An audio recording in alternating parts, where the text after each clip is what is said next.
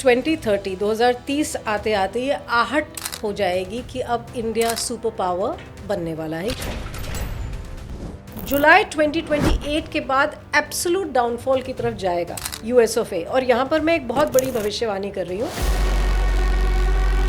जैसे यूएसएसआर का अस्तित्व नहीं रहा, राइट है ना, हाँ. वैसे यूनाइटेड स्टेट्स ऑफ अमेरिका जो है ये भी डिसइंटीग्रेशन की कगार पर आएगा।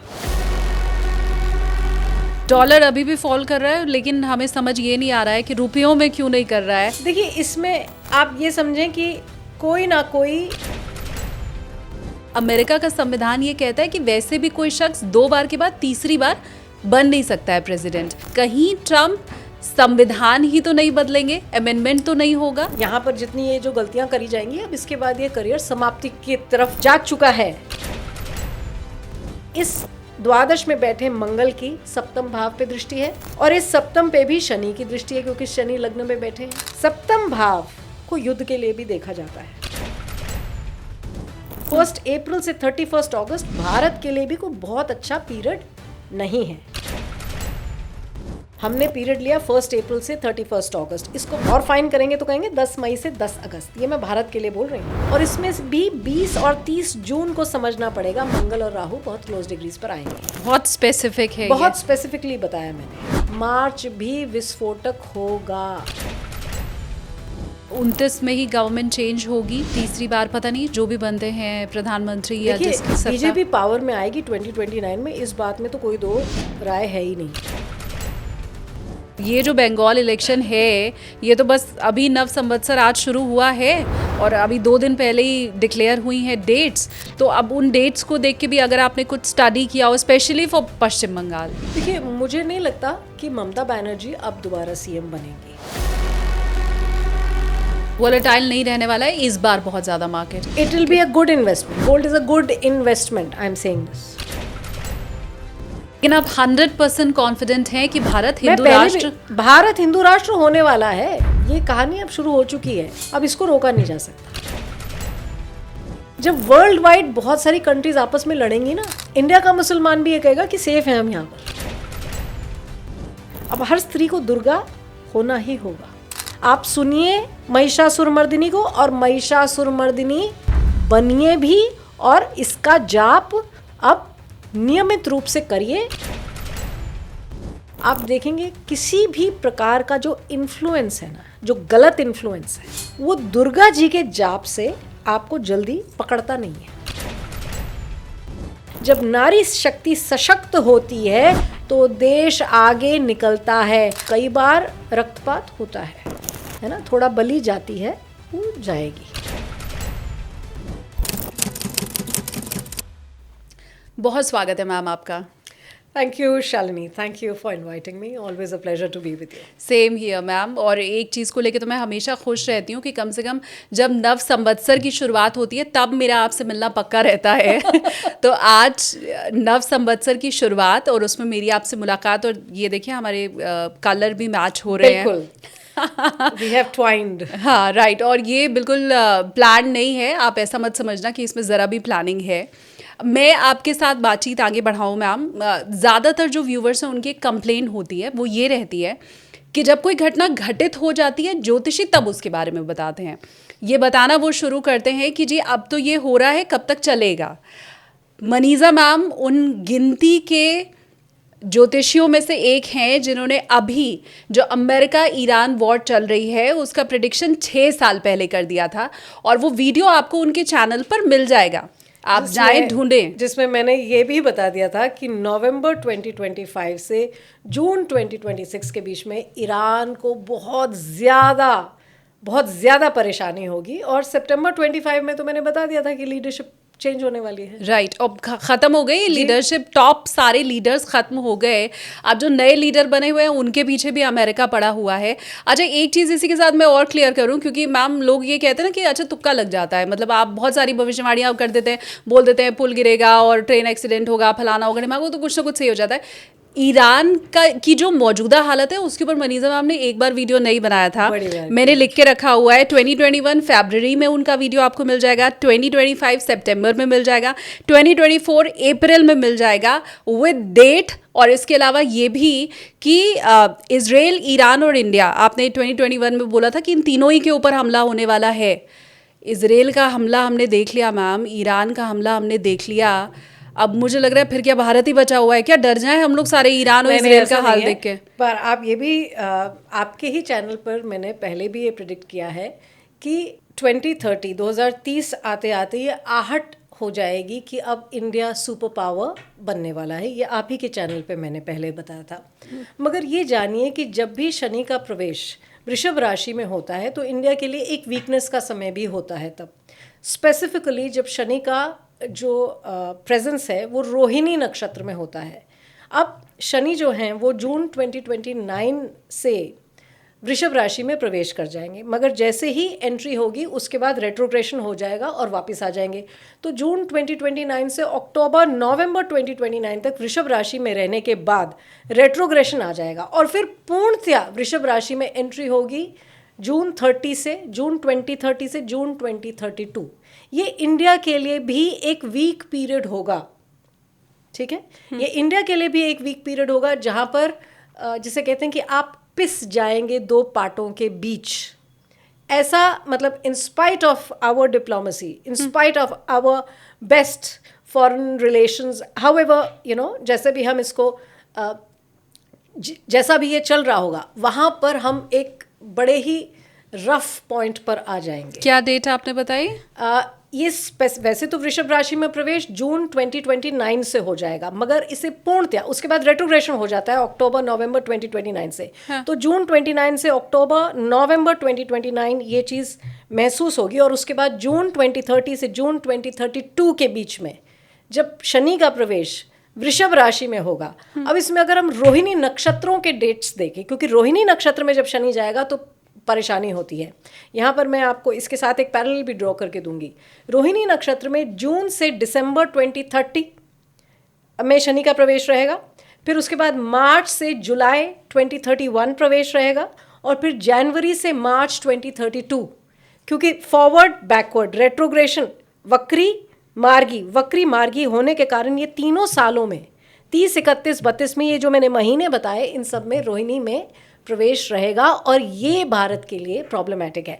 अगर हम ये टोटल आर्क देखें तो ये जून 2029 से शुरू होती है, मगर कॉन्सेंट्रेटेड आर्क जो है जून 2030 से जून 2032 है। और मैंने आपके साथ मंथ्स शेयर किए रोहिणी नक्षत्र के। ये ठीक वैसे ही हो गया जैसा आपने 2021 में ही ये बता दिया था कि 2026 ईरान और इजराइल के लिए चिंता भरा रहने वाला है और रिजीम चेंज हो जाएगा। तो ये ठीक वैसे ही आप 2026 में ये बता रही हैं कि 2030 और 31 में 32 तक भारत का क्या हाल रहने वाला है। तो जो लोग ये कंप्लेन करते हैं कि ज्योतिषी हमेशा घटना हो जाने के बाद बताते हैं, वो अभी इस तारीख को नोट कर लें और कमेंट सेक्शन में मुझे बताएं भी। बिल्कुल, और मैंने तो रोहिणी नक्षत्र के डेट्स भी शेयर करे हैं। राइट। अब ये कहने के बावजूद मैं ये कहूँगी कि आपको चाहे हमारे लिए एक वीक पीरियड होगा 2030 से, मगर ये आहट आपको क्लियर होगी कि अब हम मतलब जिसे कहते हैं ना, आप ईस्ट के राइज करने का समय है, क्योंकि वेस्टर्न पावर्स तो 2030 तक तो बहुत कुछ हो चुका होगा। क्योंकि आप ये भी जानिए कि जुलाई 2028 के बाद जो अब आप देख रहे हैं यूएसए में, है ना, जितने भी डिसीजंस लिए जा रहे हैं, जो भी हो रहा है, जुलाई 2028 के बाद एब्सोल्यूट डाउनफॉल की तरफ जाएगा यूएस ऑफ ए। और यहाँ पर मैं एक बहुत बड़ी भविष्यवाणी कर रही हूँ। आप ये जानिए कि जैसे सोवियत यूनियन नहीं रहा, डिसइंटीग्रेट हो गया, वैसे ये जो यूनाइटेड स्टेट्स ऑफ अमेरिका है, ये भी, मैं नहीं कह रही हूँ पूरी तरीके से डिसइंटीग्रेट होगा, मगर ये भी डिसइंटीग्रेट होगा। इसमें से भी कुछ मेजर चंक्स बाहर निकल जाएंगे। ऐसा अगली डेकेड में आप देख लेंगे। जैसे यूएसएसआर का अस्तित्व नहीं रहा, राइट, है ना, हाँ। वैसे यूनाइटेड स्टेट्स ऑफ अमेरिका जो है ये भी डिसइंटीग्रेशन की कगार पर आएगा। बस ट्रम्प साहब का हाथ ना हो इसमें। देखिए ट्रम्प तो अभी 29 तक है, जनवरी 2029 तक जनवरी है। 2029 तक ट्रम्प है, मगर आप ये जानिए कि मई 2027 तक अब ये जो पीरियड चल रहा है ओथ से लेकर मई 2027 तक, ट्रंप जो भी डिसीजंस लेंगे वो बिल्कुल फूल हार्डी डिसीजंस होंगे, जिसे कहते हैं कि पैर को कुल्हाड़ी पर रखना। ये वो डिसीजंस लिए जाएंगे, क्योंकि ये जुपिटर वीनस की दशा चल रही है ट्रंप को। मैं हमेशा कहती हूँ राजा से रंक रंक से राजा की स्थिति हो जाती है। कालिदास की उत्तर कलामृत बृहस्पति शुक्र की, एक दैत्यों के गुरु और एक देवताओं के गुरु, जब इन दोनों की परस्पर जब एक दशा चलती है तो एक बड़ा ही इंट्रीगिंग पॉइंट होता है। और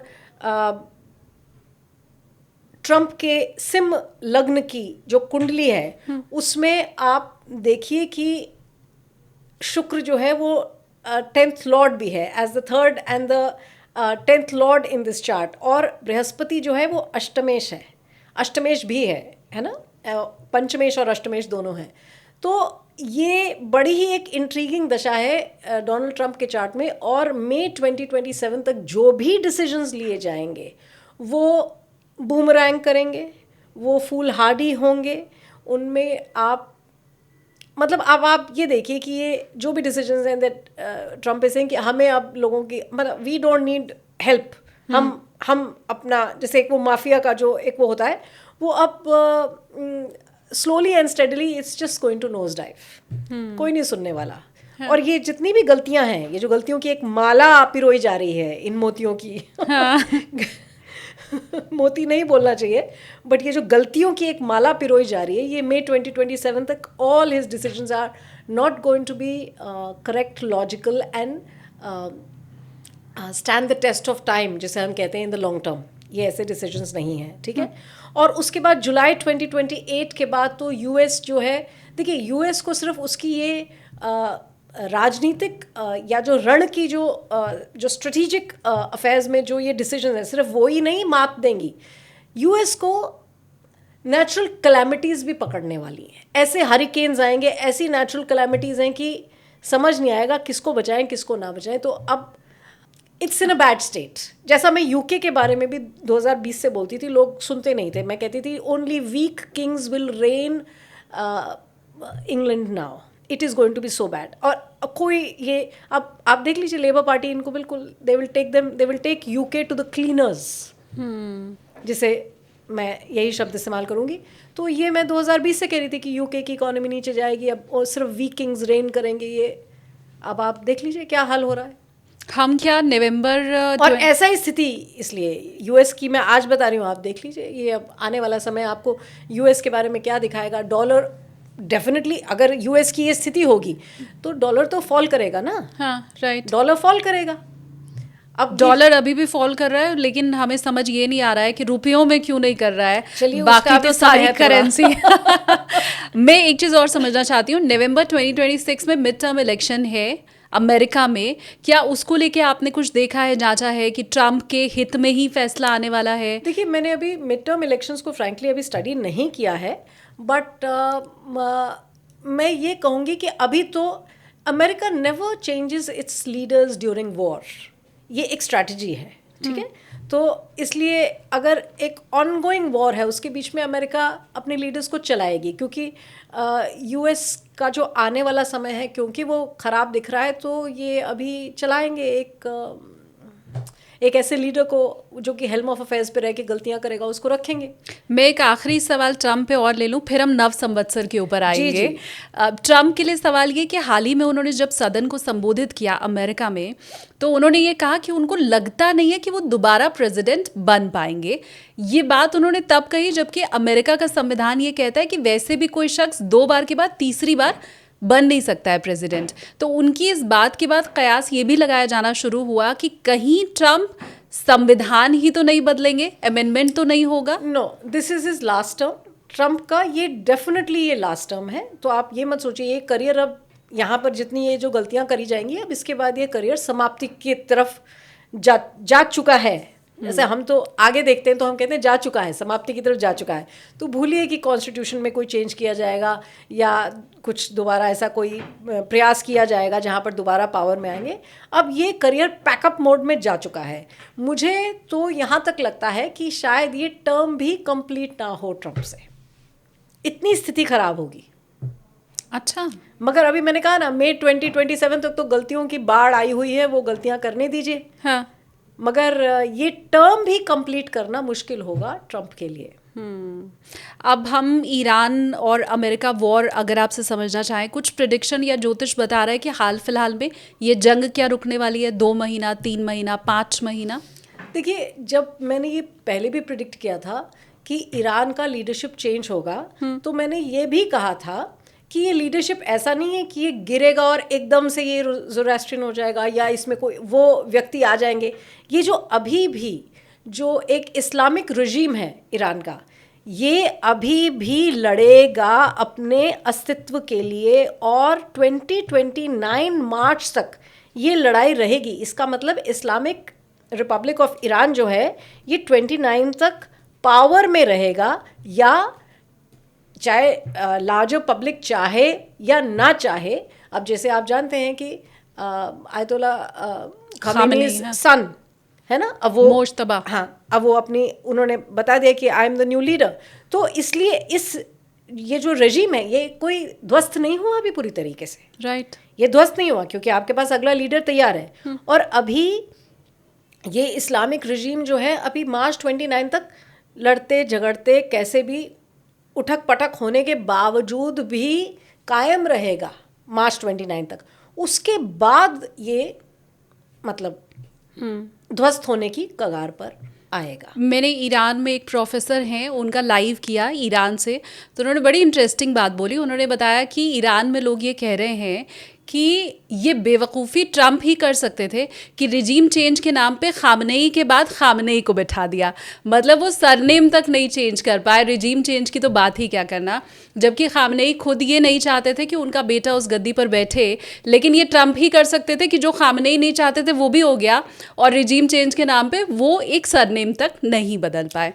देखिए, ये मार्च 29 तक तो ये ऐसे ही चलेगा। उसके बाद जैसे कहते हैं एक जो आँख है ना, ये डेकेड के बदलने वाली जो ये आँख है, जो 29 से 32 की आँख है, जिसके बारे में मैंने बात की, जहाँ शनि का वृषभ में प्रवेश है, जहाँ शनि का रोहिणी नक्षत्र में प्रवेश है, वहाँ आप देखेंगे वो जो चेंज है ना, जो अभी ऊंचा उठा हुआ है वो गिर जाएगा, और जो नीचे है वो उठ जाएगा। वहाँ पर आप समझ लीजिए तख्ता पलट जिसे हम कहें, या हम कहें कि वो जो काल चक्र अपने एक पूरे सर्कल को कंप्लीट करेगा, वो आँख है जून 29 से जून 2032 की आँख, जहाँ बिल्कुल कहानी ऐसे बदलेगी।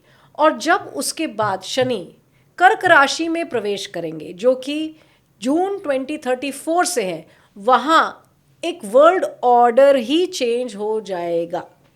वर्ल्ड ऑर्डर के चेंज होने की शुरुआत, मतलब वहाँ वो आपको दिख जाएगा कि ये वर्ल्ड ऑर्डर चेंज हो गया। India will now become very very powerful, and India world की स्पिरिचुअल कैपिटल भी हो जाएगा। इतनी परेशानी होगी चारों तरफ, इतना ध्वस्त होगा, जैसे धूमावती ने स्वयं काल खड्ग उठा लिया है, ऐसा ध्वस्त होगा। पॉपुलेशन कम होगी, आप ये जानिए। और मैं ये बहुत कहती हूँ कि आने वाले समय में, इनफैक्ट 26 से 32 के बीच में, 26 से 32 के बीच में इस्लामिक कंट्रीज़ और क्रिश्चियन कंट्रीज़ आपस में लड़ेंगी, इस्लामिक कंट्रीज़ आपस में लड़ेंगी, मगर इसमें क्रिश्चियन कंट्रीज़ हावी होंगी, जो हम अभी देख भी रहे हैं। हाँ, ये पूरा एक ट्रेंड रहेगा और बहुत छंटाई होने वाली है। पॉपुलेशन कम होगी अब।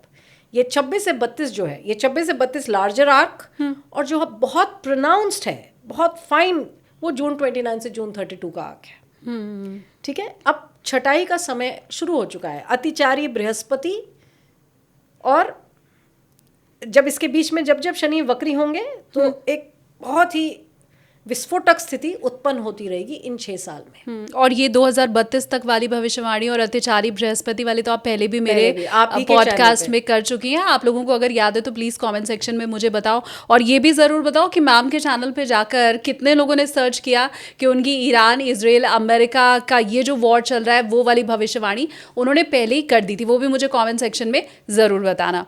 अब मैम आगे बढ़ते हैं नव संवत्सर के ऊपर। सबसे पहले तो आपको हार्दिक शुभकामनाएं। आपको भी धन्यवाद। शुभ और नवरात्रि। शुभ नवरात्रि। और मेरे सभी व्यूवर्स को भी नववर्ष की हार्दिक शुभकामनाएं। सवाल मेरे मन में ये नव संवत्सर शुरू होने के पहले से ही है कि जिस संवत्सर का नाम ही रौद्र है वो कितना रौद्र रूप अपना दिखाएगा, क्योंकि जथा नाम तथा काम ये कहा जाता है। तो क्या शुरुआत के पहले तो हमने देख लिया कि वर्ल्ड में क्या हो रहा है, मेरी जेब से पैसा भी ढीला होना शुरू हो चुका है, सभी की शुरू हो चुका है। अब जिनके घरों में शादियां हैं वो बेचारे तो सोना चांदी खरीदेंगे ही ना, चाहे कितना भी भाव हो जाए। सिलेंडर का दाम मैम बढ़ ही गया है, 60 रुपया, घरेलू सिलेंडर की बात मैं कर रही हूँ। तो ये जो रौद्र रूप हमें दिख रहा है जेब पर भी, दुनिया पर भी, लोगों पर भी, वो कितना रहने वाला है, ये पहला सवाल। और इसके साथ साथ राजा और मंत्री के ऊपर तो चर्चा मैं आपसे करूँ ना तो मुझे लगता है पॉडकास्ट ही अधूरा रह जाएगा। जरूर हाँ ज़रूर। देखिए संवत्सर का नाम रौद्र है और ये जो विक्रम संवत 2083 और ऐसे संवत्सर में अहंकारी राजा लड़ते हैं और प्रजा भी परेशान होती है। ठीक है, ये कहा जाता है अहंकारी राजा लड़ते हैं। हाँ, ये मतलब अब मैं शास्त्र कथित जो बात है वो कह रही हूँ। तो अपने अपने हिसाब से हाँ, तो सबको राजा हाँ, अहंकारी लग सकता है। हाँ, तो मतलब कंट्रीज आपस में लड़ती हैं जब ऐसा संवत्सर मतलब मैं इंडिया के परिप्रेक्ष्य में अगर बोलूं तो बहुत से लोगों को मैं मोदी जी भी अहंकारी लग सकते मैं हैं। विश्व की बात करूंगी कि हाँ।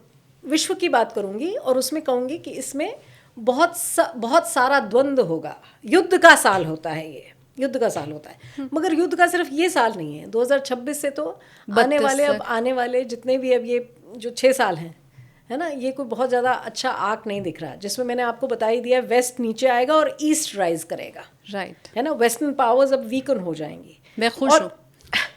इंटरेस्टिंगली आप देखेंगे जापान राइज करेगा इस पीरियड में। जापान वापस से अपना जो वर्चस्व है, हाँ, है ना, उसे बढ़ाएगा और पावरफुल होगा। वो रुकी हुई अर्थव्यवस्था और स्थिर अर्थव्यवस्था जापान की, हाँ, वो बढ़ेगी, बेहतर होने वाली है, ये आप जान लीजिए। जापान अच्छी कंट्री है, शांत बढ़िया लोग हैं। ठीक है, अच्छी बात है। हाँ, ये आप जानिए। और मैं ये भी कहूँगी कि इस अगर देखिए जो चैत्र शुक्ल प्रतिपदा का चार्ट होता है, इसे जो अमावस्या की एग्जैक्ट कंजंक्शन होती है उस पे बनाया जाता है। ये चार्ट बनेगा 19 मार्च, यानी कि आज की डेट पर 19 मार्च 2026 6:52 PM का ये चार्ट बनता है। 6:52 पे चंद्रमा और सूर्य एक पॉइंट पर, एक कंजंक्शन पर आ जाते हैं और उसका ये चार्ट बनता है। बस थोड़ी देर के बाद शुरू होने वाला है वो टाइम, अमावस्या की कंजंक्शन आने वाली है। हाँ, इस टाइम पे मीन लग्न की कुंडली उठती है और इस चार्ट में ये अच्छी बात है कि मीन लग्न की कुंडली में बृहस्पति चतुर्थ भाव में विराजमान है, यानी कि मिथुन राशि में बैठे हैं। ठीक है, और 11 मार्च को ही मार्गी हुए हैं, तो डायरेक्ट बिल्कुल केंद्र में वक्री नहीं बैठे हैं, मार्गी बैठे हैं। ये एक अच्छी बात है और लग्न के स्वामी हैं। ठीक है, अब यहाँ पर लग्न में चंद्रमा सूर्य, क्योंकि अमावस्या पे दोनों की कंजंक्शन होती है, मीन राशि में हो रही है, चंद्रमा सूर्य शुक्र और शनि यहाँ पर मीन राशि में लग्न में बैठे हैं।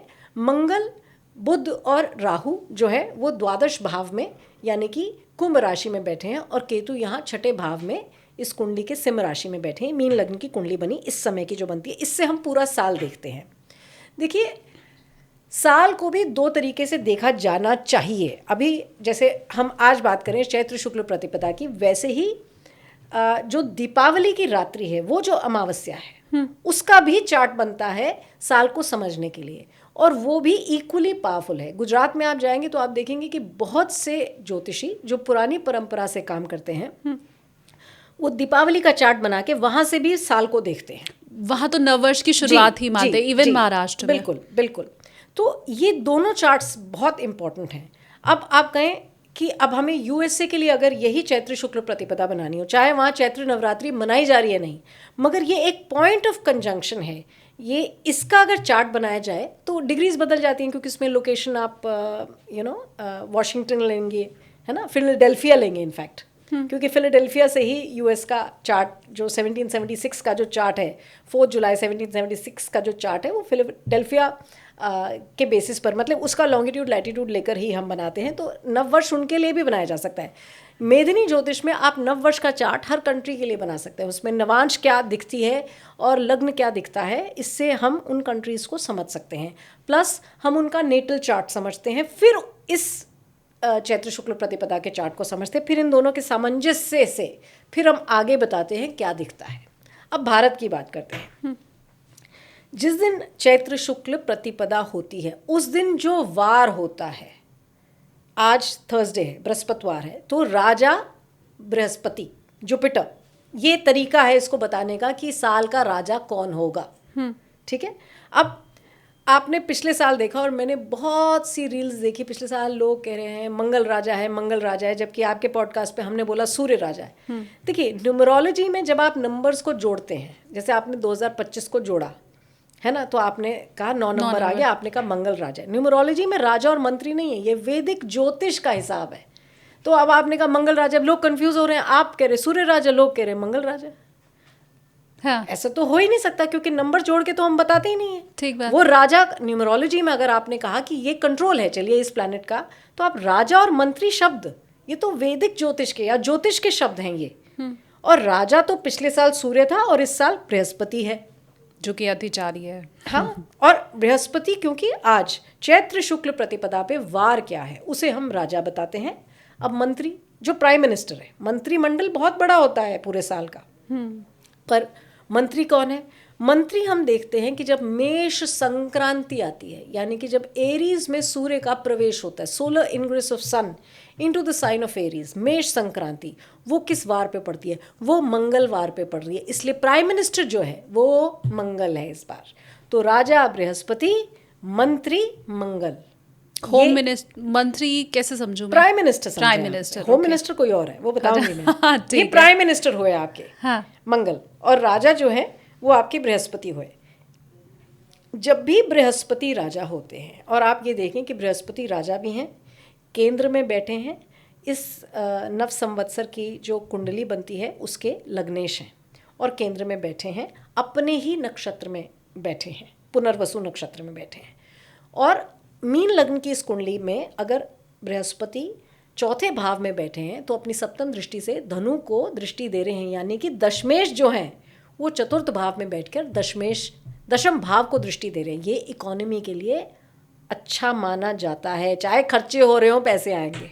अच्छा। कंट्री की बात हो रही है अभी। हाँ। कंट्री की बात हो रही है। अब कंट्री में रहने वाले लोग अलग अलग हैं, मैं वो नहीं, मगर ये देखा जाए तो ये ठीक है। अच्छा, ये एक प्रोग्रेसिव पॉइंट है इस साल के लिए। ठीक है। अब मंत्री को अगर देखा जाए, मंगल को देखा जाए, तो मंगल जो है वो द्वितीयेश और सप्तमेश होकर द्वादश भाव में बुध के साथ बैठे हैं, है ना, और राहु के साथ युक्त हैं, और इस युति में बुध भी बैठे हैं जो कि चतुर्थेश है और सप्तमेश है।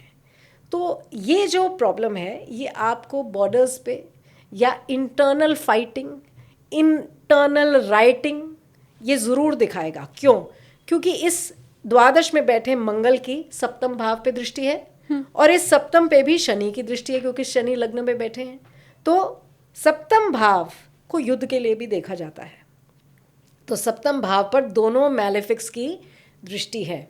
अगर आप इंटरनल द्वंद्व की बात करें तो आप ये जानिए कि 1 अप्रैल 2026 से अप्रॉक्सीमेटली मिड मई, आप 15 मई ले लें इसको, 1 अप्रैल से 15 मई 2026, इसमें ये एक्चुअली 15 मई नहीं है, 10 मई ही है, बट मैंने एक ब्रॉडर 45 डे पीरियड दिया।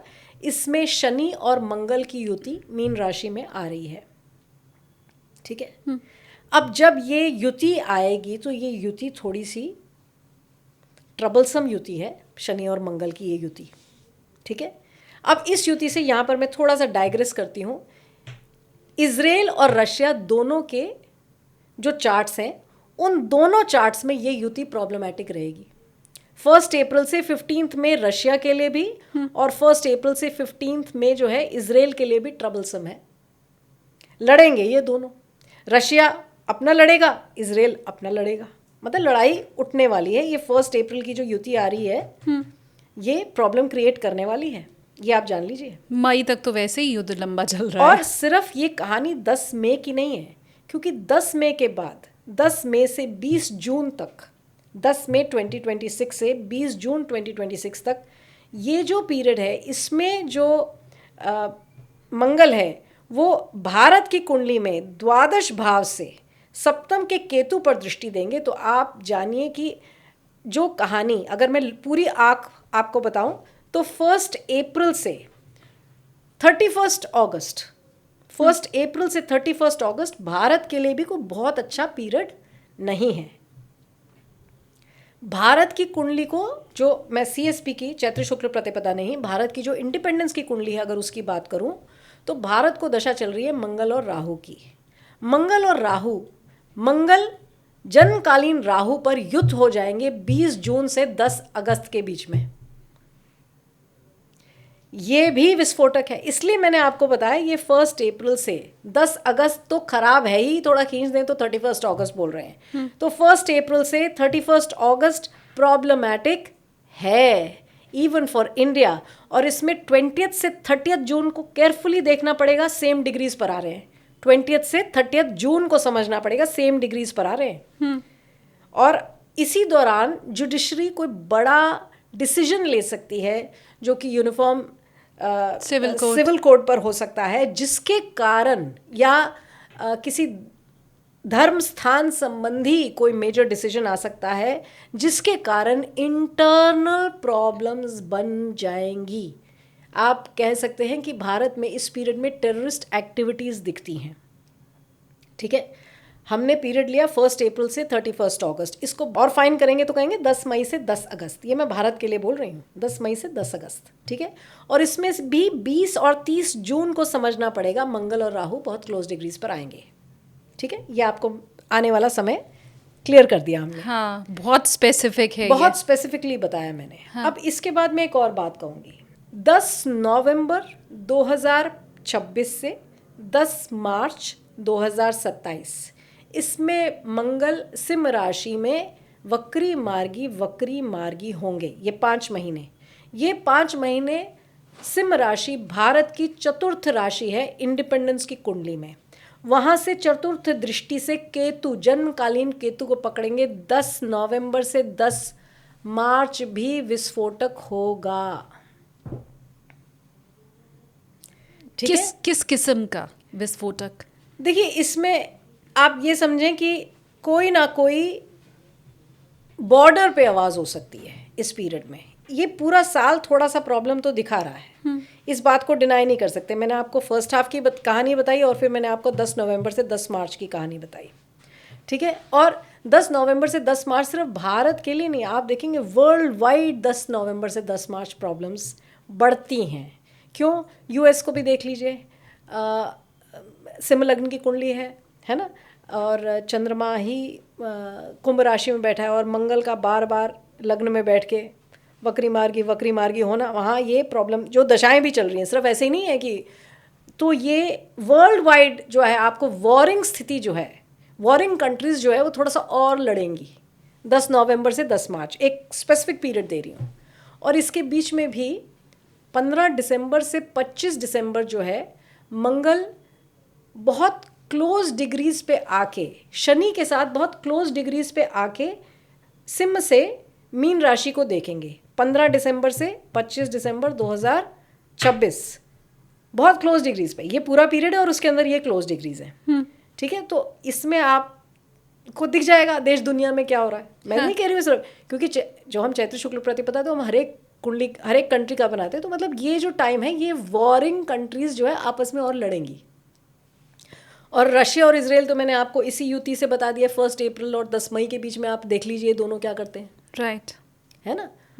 और ये तो सिर्फ इस साल की बात हो रही है ना। मतलब अगर आप वैसे देखें आने वाले सालों में, तो यूक्रेन तो मतलब बस आप समझ लीजिए आज नहीं तो कल ध्वस्त, नहीं तो ध्वस्त, थोड़ा सा और ध्वस्त, मतलब वो तो हालत खराब से बदतर। मतलब यूक्रेन की हालत मुझे जहाँ तक मालूम है बदतर तो हो चुकी है, और अब इसमें और हो जाएगी। कोई इमारत वहाँ खड़ी नहीं है, खंडहर पूरा यूक्रेन। मैं ये बता देती हूँ, ये देखिए यूक्रेन मकर लग्न की कुंडली है, सिंह राशि अष्टम भाव में आ रही है, ठीक है। वहाँ ऑलरेडी 4 प्लैनेट्स, जनकालीन प्लैनेट्स बैठे हुए हैं, ठीक है। उसके ऊपर मंगल वक्री मार्गी होगा। 10 नवंबर से 10 मार्च के बीच में यूक्रेन का क्या हाल होगा भगवान भगवती जानती है। चाइना की भी मकर लग्न की कुंडली है। अच्छा, चाइना की भी मकर लग्न की कुंडली है और शनि मंगल का ये धुरी पकड़ लेंगे 2-8 एक्सिस 10 नवंबर से 10 मार्च। तो उसका भी बुरा होने वाला है। हाँ, चाइना, मैंने आपको कहा वो आने वाला समय, ये जो आप, मैंने इसी साल की बात हो रही है ना, देखिए हमारे लिए तो 19 मार्च से साल शुरू हुआ और अगले साल 7 अप्रैल तक चलता है, जब तक पहला नवरात्र नहीं होता। हाँ। तो मैंने आपको इस साल में जो वॉरिंग पीरियड्स हैं वो बता दिए क्या क्या है। और सब मैंने तारीख नोट करके रखी मैं हुई तो है। बहुत क्लियरली बता रही हूँ ताकि जिसको दोबारा सुनना है वो भी इसको सुने। हाँ। और ये आपके सामने आए। मैंने अपने चैनल पे क्रिसमस 26 या 26 दिसंबर 2025 को 3 जनवरी से प्रॉब्लम लिखी थी कि 3 जनवरी से 31 जुलाई की प्रॉब्लम लिखी थी। 3 जनवरी को वेनेजुएला के प्रेसिडेंट को उठा लिया गया था और वहाँ से ही कहानी शुरू हुई और वो छूटेंगे नहीं वो लोग। मैं एक चीज़ कहूँगी ma'am, and I am sure कि मेरे व्यूअर भी इत्तेफाक रखेंगे इस बात से। मैंने बहुत से ज्योतिषियों का पॉडकास्ट किया और उनकी बहुत भविष्यवाणियाँ सही साबित हुई हैं और वो काबिले तारीफ है, लेकिन ये इतना स्पेसिफिक डेट कि 10 दिन के भीतर होगा। मतलब ये तो मैंने 20 से 30 जून लिखा हुआ है कि बहुत यूसीसी डिग्रीज क्लोज आएंगी और मतलब इस पूरे पीरियड में यहाँ इंटरनल राइटिंग हो सकती है इस पूरा पीरियड। अब मैंने आपसे पहले भी ये ऑफ कैमरा भी आपको बोला था कि मार्च 2025 में मैंने 1 से 20 नवंबर 25 के बारे में बताया था। Right. और ये एक है एंकर, उनके शो पे किया था। ये मेरे चैनल पे भी आपको मिलेगा कि मार्च में मैंने 1 से 20 नवंबर के बीच में दिल्ली में विस्फोट होगा ये बताया था। तो ये, और मैंने बताया था मैं किस टेक्निकल पॉइंट के कारण ये बता रही हूँ। मुझे कोई दिक्कत नहीं है मैम, आप अगर एंकर का नाम ले भी लें मेरे प्लेटफॉर्म पे, आई हैव नो इश्यूज। ऐसी बात नहीं। मेरे हिसाब से ज्योतिष का प्रचार प्रसार होते रहना चाहिए और ये जो हमारी विद्या है उसके ऊपर अगर जरा भी अभी भी लोगों को थोड़ा भी भ्रम अगर है या किंतु परंतु है तो वो दूर होना चाहिए। देखिए, ज्योतिषी गलती कर सकता है, हम इंसान हैं, इनफॉलेबल नहीं है कि वो कभी गलती नहीं करेंगे। ब्रह्मा जी ने जो लिखा है उसको पढ़ने में इंसान गलती कर सकता है, मगर विद्या गलती नहीं। विद्या अपनी जगह है ना। अब डॉक्टर कई बार पढ़ने में, समझने में, नव समझने में थोड़ा आगे पीछे कर सकता है, मगर विद्या तो विद्या है। बिल्कुल, है ना। तो बहुत ऊंची विद्या है, वहां तक तो अभी साइंस पहुंची नहीं है। ठीक बात। आज की साइंस जो हमारे ऋषि मुनि जिस जहां तक पहुंच गए थे, जिस विज्ञान को समझते थे, जिस पे ये भी बता देते थे कि इस तिथि पे ये नहीं खाना, जब चंद्रमा और सूर्य की डिग्रीज में इतना डिफरेंस हो तो ये नहीं खाना, जब इतने डिग्री का डिफरेंस हो तो ये नहीं खाना, ये बहुत ऊंची स्थिति है। ठीक बात। इसको तो अभी आज का विज्ञान नहीं समझ पा रहा है। इससे ना मैं किसी को नीचा दिखा रही हूँ ना मैं किसी को ऊंचा दिखा रही हूँ, पर जो फैक्ट है उसे बता रही हूँ। जो फैक्ट है उसे बता रही हूँ। आप आर्किटेक्चर देख लीजिए, टेम्पल आर्किटेक्चर देख लीजिए, उसमें आप आज के लोग वो नहीं बना सकते जो उस समय बना हुआ है। आप देखें, आपके सामने प्रत्यक्ष है, सूर्य प्रत्यक्ष नारायण है, वो टेम्पल्स प्रत्यक्ष हैं। आप जाइए, आप देखिए कैसे कैसे टेम्पल्स हैं हमारी कंट्री के। वो अलग बात है कि नॉर्थ में टेम्पल्स बचे नहीं बिकॉज ऑफ इन्वेजन्स, पर आप साउथ ऑफ इंडिया जाए, आप उस आर्किटेक्चर को समझें, आप मानेंगे, कैसे नहीं मानेंगे, प्रत्यक्ष। ठीक है। और मैं चाहती हूँ कि ज्योतिष ये जो हमारी पुरानी विधा है उसके नाम पर अभी फटाफट से पहले तो आप एक लाइक कीजिए पॉडकास्ट को। अब ये जितनी भी तारीख मैंने नोट की है ना मैम, ये सब मुझे बहुत डराने वाली, बहुत घबराने वाली। डराने वाली नहीं, ये ध्यान रखिए कि भारत की कुंडली में CSP चार्ट में बृहस्पति केंद्र में बैठे हैं, मगर यहाँ पर एक छोटी सी प्रॉब्लम इस चार्ट में आती है। और मैंने टाइम क्यों बताया कि जो ज्योतिष के एंथुजियास्ट हैं वो इस चार्ट को बनाएं, उनको समझ में आएगा मैं क्या बोल रही हूँ। यहाँ पर बृहस्पति पुनर्वसु नक्षत्र में 4थे घर में बैठे हैं, मगर अष्टमेश जो शुक्र हैं वो एग्जॉल्ट हो रहे हैं। एग्जॉल्ट मतलब उच्च के हो रहे हैं मीन राशि में, लग्न में, और आपस में ये दोनों स्क्वायर में आ गए, केंद्र में आ गए एक दूसरे से। अष्टमेश और लग्नेश का केंद्र में आना, जुपिटर वीनस जो है ये हमेशा थोड़ा सा ब्लडी सिचुएशन दिखाते हैं, है ना। थोड़ा सा इंटरनल कॉन्फ्लिक्ट तो ज़रूर दिखाते हैं, इस बात में कोई दो राय नहीं। तो मैंने आपको कहा कोई ना कोई जुडिशियल या कोई ऐसा वर्डिक्ट आना किसी धर्म स्थान को लेके या यूनिफॉर्म सिविल कोड को लेके। अब जब कुछ भी नहीं था तो खामने का वहाँ पर जो भी, जैसे भी US ने ड्रोन किया और यहाँ पर आपने देखा प्रोटेस्ट हो गया। अब ये हम एनविजाज नहीं कर सकते थे, हम इसे इंटरनल कॉन्फ्लिक्ट ही देखेंगे। ठीक बात है। अगर हमसे आप पूछेंगे तो हमने तो इंटरनल कॉन्फ्लिक्ट मैंने 26 दिसंबर को बता दिया था कि 3 जनवरी से, और 3 जनवरी का डेट दिया मैंने। उसी समय वेनेजुएला का 3 January was the date Venezuelan president was picked up by, और वहीं से वो एक कहानी ऑयल गैस वो जो चल रही है वो सो चल ही रही है। अभी भी कोई अंत होता है इसका दिखाई दे नहीं रहा है। हम क्या इलेक्शंस के ऊपर भी आगे भारत में होने वाले इलेक्शन पे भी चर्चा कर सकते हैं क्या? क्योंकि ये जो बंगाल इलेक्शन है ये तो बस अभी नव संवत्सर आज शुरू हुआ है और अभी 2 दिन पहले ही डिक्लेयर हुई हैं डेट्स। तो अब उन डेट्स को देख के भी अगर आपने कुछ स्टडी किया हो स्पेशली फॉर पश्चिम बंगाल। देखिए, मुझे नहीं लगता कि ममता बनर्जी अब दोबारा सीएम बनेंगी। अब ये करियर वीकन हो रहा है, मैं ये बोलूँगी वीकन हो रहा है। तो मुझे नहीं लगता ममता बनर्जी अब चीफ मिनिस्टर है। मैं एक चीज़ हमेशा समझना चाहती हूँ कि क्या ममता बनर्जी की सटीक कुंडली किसी के पास है? कैसे आप लोग प्रेडिक्ट करते हैं? देखिए, अब इसमें ना हम सटीक कुंडली समय के साथ नहीं होती। हाँ, ठीक है। हाँ। समय के साथ तो मिलेगी ही नहीं, कैसे आपको मिलेगी? तो इसमें आप प्रोग्रेशन के चार्ट्स देखते हैं। जब आपके पास टाइम नहीं होता, आपके पास डेट होती है, तो आप प्रोग्रेशन के चार्ट्स भी पढ़ते हैं, है ना। बृहस्पति का, जिसे आप नाड़ी प्रवेशिका समझें, है ना। तो ये जो नाड़ी प्रवेशिका है, ये इवेंट्स का एक आपको सर्टन पर्सपेक्टिव देती हैं, ये फैक्ट है ना। और आप जब इनका भी ओथ टेकिंग, जब इन्होंने ओथ लिया तो उस समय का तो चार्ट आपके पास होता है ना। तो फिर वहाँ से भी आप ऑफ कोर्स वो समय भी देख सकते हैं और एक पर्सपेक्टिव ले सकते हैं इनके आगे के समय का। वीकेंड लगता है, बट हाँ, ये मैं बात मानती हूँ कि ममता बनर्जी का एग्जैक्ट डेट और टाइम कहीं अवेलेबल नहीं है। और पुराने ज़माने में तो मगर जो बाकी हमारे पास अभी इंफॉर्मेशन अवेलेबल है उससे ऐसा लगता है। क्योंकि देखिए, उनके अब घर से तो कोई आके हमें डेट और टाइम नहीं दे रहा है। हाँ। है ना। तो ये कई बार पॉलिटिकल प्रेडिक्शंस करना थोड़ा सा पेचीदा होता है ऐसे, क्योंकि अगर आपके पास एग्जैक्ट डेट और टाइम नहीं है तो थोड़ा प्लस माइनस जाता है। But my sense is that Bengal जो है वो चेंज देखेगा इस बार। ओके, मुख्यमंत्री बदल सकता है, चेहरा बदल सकता है। मुख्यमंत्री ये अब नहीं बनती, दिखती हैं। ठीक है। अब मैं, क्योंकि हमने राजा और मंत्री डिस्कस कर लिया है और आपने मुझे कहा गृह मंत्री कौन होगा, तो मैं आगे बताऊंगी। तो गृह मंत्री बताइए और उसके साथ साथ फिर आपकी प्रेडिक्शन क्या है गृह मंत्री को लेकर। देखिए, गृह मंत्री हम कैसे देखते हैं, नव संवत्सर में हम सिंह संक्रांति पकड़ते हैं। इससे आपको ये पता लगेगा कि अगर सारे मंत्री जो है संक्रांति की डेट पर निकाले जाते तो संक्रांति तिथि कितनी इम्पोर्टेंट तिथि है। आज की डेट में लोगों को पता ही नहीं है संक्रांति कब आती है। ठीक बात। संक्रांति को ज़रूर समझें। 16 इंग्रेस का वो जो दिन होता है, जिनको अमावस्या पे हम जैसे पितरों के लिए हम कुछ सामान निकालते हैं, ब्राह्मण को देते हैं, संक्रांति पे भी ये काम किया जाता है। संक्रांति एक बड़ा ही इम्पोर्टेंट डे है। संक्रांति तिथि पे गोपाल सहस्त्रनाम पढ़ना, छिन्न मस्तिका सहस्त्रनाम पढ़ना। संक्रांति तिथि पे जिसको कुछ नहीं समझ में आ रहा वो गायत्री मंत्र का ही एक माला करे।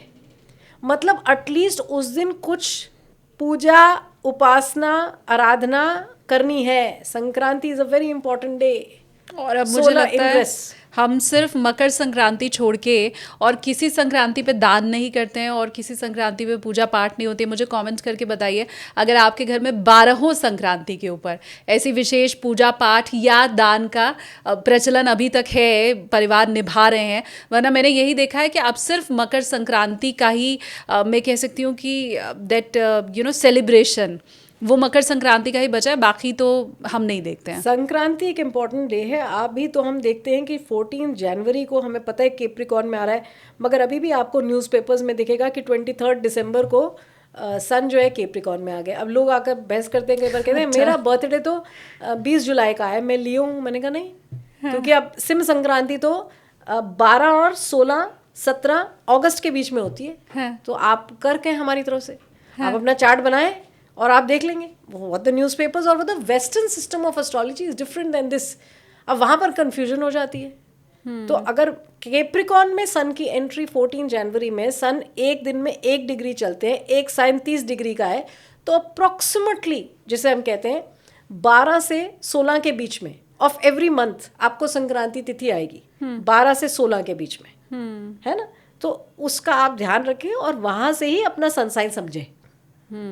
ठीक बात। और आपको संक्रांति पे कौन सी पूजा पाठ करनी है वो मनीषा मैम ने आपको पहले बता दिया। कुछ नहीं आता, गायत्री मंत्र पढ़ लो, सूर्य की उपासना करिए। हाँ, इतना तो सभी को पता है। हाँ कुछ भी नहीं समझ, और हनुमान चालीसा कर लीजिए, तो सबको पता है हनुमान चालीसा मुश्किल नहीं है, कोई बहुत संस्कृत नहीं पढ़ने को बोल रहे। और मतलब देखिए, श्री राम स्वयं, जैसे कहते हैं ना कि इक्ष्वाकु कुल स्वयं सूर्यवंशी राम, आप उनकी उपासना करें, आप राम रक्षा स्तोत्र पढ़ें, आप थोड़ी सी रामचरित्र मानस पढ़ें संक्रांति पे, बड़ा बिना मांगे आपको उपाय मिल गया है, आप ऐसे समझ लो। ठीक ये है, आपको अपनी साधना क्रिएट करनी पड़ेगी, ये साधनाएं हैं, और जो साधना है उससे बड़ा कोई उपाय भी नहीं है। आपका वो कहना कि विष्णु सहस्त्र नाम को आप क्यों सबसे ऊपर रखती हैं, वो बहुत वायरल हुआ, मैं आपको बताऊं। अच्छा। लोगों ने बहुत पसंद किया, और मैं ये उम्मीद कर रही हूँ कि जब लोगों ने इतना पसंद किया है तो ज़रूर उनमें से कुछ ऐसे होंगे जिन्होंने अपने जीवन में उसे ढाला भी होगा,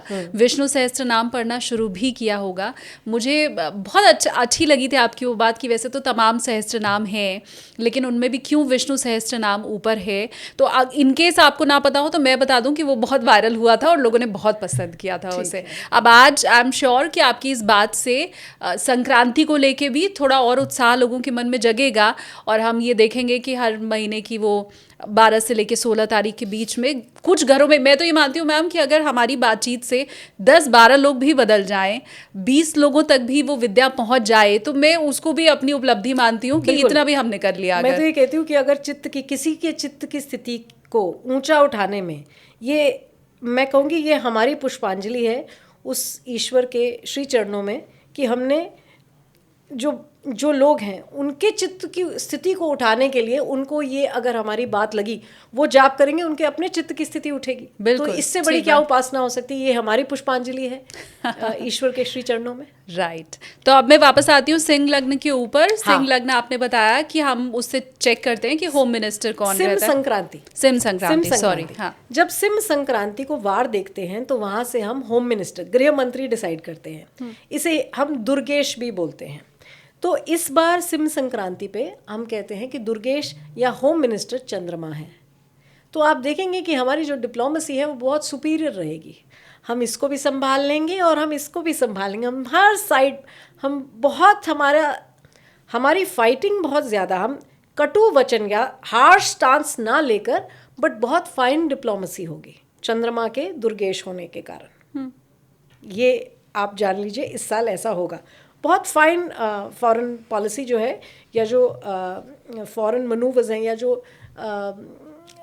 डिप्लोमेसी जो भी मतलब बेसिकली एस जयशंकर जी जो हैं वो बहुत फाइनली अपने काम को करेंगे। क्या बात है। और इसकी ज़रूरत मुझे लगता है इस समय ही सबसे ज़्यादा है, क्योंकि पूरा वर्ल्ड ये एक्सपेक्ट कर रहा है कि आप कौन सा एक साइड लीजिए, और ज़्यादातर देश उसी में मारे जा रहे हैं। लेकिन आप कह रही हैं कि हमारी डिप्लोमेसी शानदार रहने वाली है। हमारी शानदार रहेगी। मैं तो बहुत पहले से कह रही हूँ कि हमारा एक, देखिए दुनिया पोलराइज होगी, ये भी मैं 22 से बोल रही हूँ। उसमें मैं स्पेसिफाई करती थी कि ईरान, रशिया, चाइना इस साइड होंगे, और उसके बाद यूएस, सऊदी अरेबिया। अब आप देखेंगे ये जो एक पूरा वो बैठ रहा है और इजराइल इस साइड होंगे, तो एक बेस्ट फ्रेंड रशिया एक साइड पर है और दूसरा बेस्ट फ्रेंड एक साइड पर है। तो मतलब ये it has to be a very developed and highly nuanced foreign policy. शानदार। तो ये हमारे होम मिनिस्टर साहब जो हैं वो क्या करने वाले हैं हमें मालूम चल गया। लेकिन फाइन, ये साल भी देखिए, कई बार क्या होता है कि हमारा एंडेवर कुछ भी हो, पर लक हमें फेवर नहीं करता, या साल भी हमें फेवर नहीं करता। जैसे शनि जब रोहिणी नक्षत्र में आएंगे, in spite of our best efforts, थोड़ी परेशानी तो आएगी। शनि जब रोहिणी नक्षत्र में आया था, राजा दशरथ द्वारा कृत, ये एक बड़ा ही ब्यूटीफुल स्तोत्रम है। जब शनि रोहिणी नक्षत्र में आया और ड्रॉट और फैमिन की स्थिति आने की संभावना हुई, तो राजा दशरथ ने शनि ग्रह से प्रार्थना की, और ये दशरथ कृत शनि स्तोत्रम जो है इससे स्तुति करी। ये जो स्तोत्रम है कि जब तुम रोहिणी नक्षत्र में आओ तो मेरी प्रजा को सुरक्षा प्रदान करना। तो जब दशरथ जी को प्रार्थना करनी पड़ गई, तो फिर आज के लोगों की तो कहना ही क्या। ये शनि रोहिणी नक्षत्र का, मैंने वहां से आपको ये पॉइंट दिया कि कैसे आपको परेशान करता है। हाँ। अलग अलग तरीके से। मैं नहीं कह रही हूँ हर बार ड्रॉट और फैमिन की स्थिति है, मगर और 29 में ही गवर्नमेंट चेंज होगी। तीसरी बार पता नहीं जो भी बनते हैं प्रधानमंत्री या जिसकी सत्ता, बीजेपी पावर में आएगी 2029 में। इस बात में तो कोई दो राय है ही नहीं। जब आप बीजेपी की भी कुंडली देखते हैं, और यहाँ पर मैं एक इंटरेस्टिंग पॉइंट बताती हूँ, बीजेपी की मिथुन लग्न की कुंडली है और भारत की जो कुंडली है वृषभ लग्न की कुंडली, भारत को मंगल की दशा लग गई है और बीजेपी की कुंडली को भी मंगल की दशा लगने वाली है। दोनों कुंडलियों के मंगल जो है वो परस्पर फेवरेबल पोजीशन में बैठे हैं, तो एक सिनर्जी क्रिएट होगी। So any which ways BJP will come into power in 2029 as well. अब उस समय कौन से चेहरे उनकी कुंडलियां पढ़नी पड़ेंगी। हाँ, लेकिन ये मुझे पहले ही पता चल गया बिना उनके चेहरे देखे और बिना उनकी कुंडली पढ़े कि वो जो भी टर्म में आएगा उसके लिए परेशानियां तो रहने वाली हैं। हाँ, और जैसे ही वो गद्दी पर बैठेंगे उसके कुछ वक्त के बाद ही शुरू हो जाएगी। जून 29 शुरू होगा और शनि जो है हाँ, मैं नहीं जानती कांटों का ताज कहना कहीं ज्यादा ना हो जाए, लेकिन हम देखिए 30 साल पहले भी ये सिचुएशन आई थी। हर 30 साल बाद शनि वृषभ राशि में रोहिणी नक्षत्र से प्रवेश करते हैं और निकलते हैं, तो समय निकल जाता है, कोई बात नहीं। उस सब समय की वो तो चाल है, काल चक्र है, वो चल रहा है, घूम रहा है। मगर इस समय कुछ दशाएं भी ऐसी हैं ना, क्योंकि हमें बहुत सारी और चीज़ें देखनी होती हैं कि जो काल चक्र 2020 से, जैसा हम खंड प्रलय देखते हैं, वो उससे पहले नहीं देख रहे। 2020 से जो चेंज शुरू हुआ, 2020 से जो चेंज शुरू हो, 2026 में स्पीड पकड़ेगा, एक्सेलरेशन पकड़ेगा और अपना पूरा इफेक्ट आपको 29 और 32 की आंख में दिखा देगा। और वहाँ से फिर इंडिया, मैंने आपको बता ही दिया है। ठीक है। देखिए इंडिया में ना हर लेडी ने गोल्ड इकट्ठा किया हुआ है, हर लेडी के पास गोल्ड है, ठीक है। और सोना आगे जाके बढ़ जाएंगे उसके ऐसे रेट कि आप समझ जाएंगे इंडिया वैसे ही ऐसे ही बैठे बैठे भी, मतलब यहाँ पे तो हमें पुराना समझाया गया, सब लेडीज थोड़ा थोड़ा सोना खरीदती गई, सब के घर में सोना। अगर आप इंडिया की टोटल वो देखें नेटवर्थ, अगर हम check in terms of gold, हाँ, that's a lot. विश्व में दूसरे नंबर पर हम आते हैं जहां पर महिलाओं के पास वो घरों में इतना सोना रखा है। हालांकि मैं एक चीज़ बताऊं, ये आउट ऑफ सिलेबस हो जाएगा क्योंकि मैं बहुत से इकोनॉमिस्ट का पॉडकास्ट करती रहती हूँ, हमारे जो फाइनेंस वाला पॉडकास्ट है उस चैनल के लिए। तो उन सबका एक ही कहना है कि जैसे हम जिस घर में रहते हैं उसको नेटवर्थ में वैसे नहीं जोड़ा जाता, क्योंकि कैसी भी परिस्थिति हो जाए आप घर तो नहीं बेच देंगे। तो वैसे ही वो कहते हैं ये महिलाओं ने जितना सोना इकट्ठा किया है ना, ये कुछ भी हो जाए महिलाएं तो नहीं बेचने वाली सोना। वो कहती पर्सपेक्टिव, जस्ट गिविंग पर्सपेक्टिव कि मतलब अगर गोल्ड का रेट बढ़ता है तो जिन लोगों के पास जो इन्वेस्टमेंट है वो इन्वेस्टमेंट की वैल्यू तो बढ़ी ना। राइट। और एक इकोनॉमिस्ट हैं शरद कोहली जी, उन्होंने तो यहाँ तक मेरे पॉडकास्ट में कहा कि ये जितनी भी महिलाएं और हम लोग इंडियंस हैं, हमें ट्रम्प साहब का मंदिर बनवाना चाहिए, उनकी आरती उतारनी चाहिए, क्योंकि जब तक वो है तब तक सोने का भाव बढ़ता ही रहेगा, कोई रोक नहीं सकता सोने का भाव बढ़ने से। तो हम सबकी नेटवर्थ बढ़ाने में ट्रम्प फ्रॉम एप्स्टीन फाइल्स का मंदिर बने, ऐसी बातें हम तो नहीं कर सकते हैं, हम तो नहीं कर सकते। ट्रू। मैं तो आप पढ़िए, मतलब ये जुपिटर वीनस ही बता सकता था, या ऐसा जो खुलासा है ऐसे ऐसे लोगों के बारे में, हाँ। ये कैनिबलिज्म और पीडोफिलिया, ये जुपिटर वीनस ही रिवील करा ना, रिवील हुई इन्फॉर्मेशन आपके सामने। नहीं तो आप तो इसलिए हम तो बोलेंगे नहीं कि ऐसे किसी व्यक्ति का मंदिर बने। नहीं, उन्होंने भी गोल्ड के ही टर्म में कहा था, बाकी किसी चीज़ के लिए नहीं। बहरहाल मैं आगे बढ़ती हूँ, और क्योंकि मुझे सारे मंत्रालय समझने हैं, तो अगला मंत्रालय हम कौन सा लेने वाले हैं? अगला हम ले लेते हैं फाइनेंस मिनिस्ट्री, धनेश, बड़ी जरूरी है। हाँ। धनेश। तो इस बार हम कैसे लेते हैं फाइनेंस मिनिस्ट्री को, हम देखते हैं कि संक्रांति, कन्या संक्रांति कौन से दिन है, ठीक है। तो फाइनेंस मिनिस्ट्री भी इस बार बृहस्पति के पास ही है, और बृहस्पति केंद्र में बैठ के दशम भाव को अपने देख रहे हैं। इकोनॉमी ठीक है, अभी चाहे गिरी हुई है, कोई बात नहीं, मार्केट्स थोड़ी, अब देखिए बाहर वॉर होगी, थोड़ा तो इंडिया इफेक्ट होगा, हम ये नहीं कह सकते, बट उसके बावजूद ये साल ठीक हो जाएगा। चेकर्ड होने के बावजूद मार्केट्स राइज करेंगी, ठीक, मार्केट्स राइज करेंगी। बृहस्पति दशम भाव को देख रहा है, दशमेश होके मार्केट्स उठेंगी, इकोनॉमी बढ़ेगी, लोग पैसा कमाएंगे मार्केट से। गोल्ड एंड सिल्वर भी आपने चेक किया है क्या? देखिए बृहस्पति केंद्र में बहुत ज़्यादा उतार चढ़ाव नहीं है, स्थिरत्व है, पावर रहेगी गोल्ड में, स्थिरत्व है। मतलब एक होता है उठना गिरना, हम ये नहीं बता रहे, हम कह रहे हैं स्थिरत्व। It's a good investment. Okay, volatile नहीं रहने वाला है इस बार बहुत ज़्यादा market. It will be a good investment, gold is a good investment, I am saying this. ठीक है, डन। तो अभी भी अगर किसी ने इन्वेस्ट नहीं किया है, देखिए हम ना कई बार आपको ये कहते हैं, आपको कई बार ना मैं हमेशा ये कहती हूँ कि मैंने कहा gold is a good investment, आगे जैसी आपकी इच्छा हो, लोग फिर भी कहते नहीं हमको प्रॉपर्टी में करना है, जैसे भी करना है दैट्स अप टू यू। पर ये बात ध्यान रखिए कि जून 29 से जून 2032 के बीच में मार्केट्स जो है वो सफ़र करेंगी, शेयर मार्केट्स जो हैं वो भी सफ़र करेंगी, क्योंकि शनि जो है वो एक तो वृषभ राशि में थोड़ा सा वहाँ मतलब एक थोड़ी कहानी तो है ही है ना, जून 29 के बाद वो थोड़ा सा।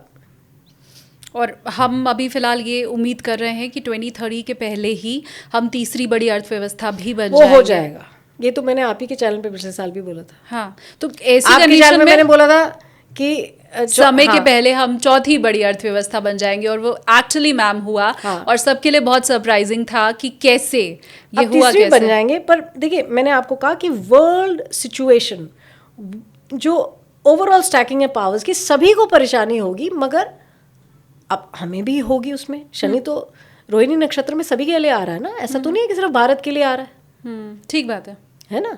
पर मैंने आपको कहा कि 2020 से जो कहानी शुरू हुई है वो पलट, जैसे कहते हैं ना कि ईस्ट राइज करेगा, वेस्ट नोज डाइव करेगा।